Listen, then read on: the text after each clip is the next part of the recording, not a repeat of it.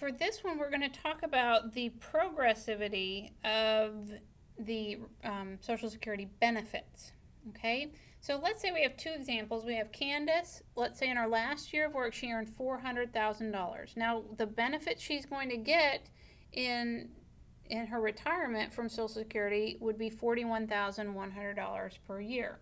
So her replacement rate is just going to be the benefits divided by the last year of work. So we're going to take the 41,100, we're going to divide that by 400,000, okay, and we're going to multiply that by 100 to make it a percentage. That's going to be 10.3%, okay.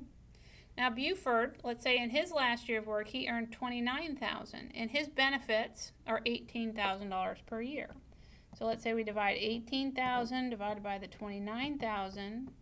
We'll multiply that by 100 to make it a percentage, and that's 62.1% replacement rate.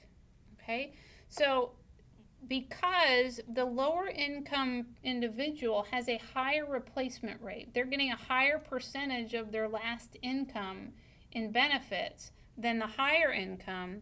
That makes Social Security benefits progressive. Okay, the lower income individuals will make out better than the higher as far as replacement rate.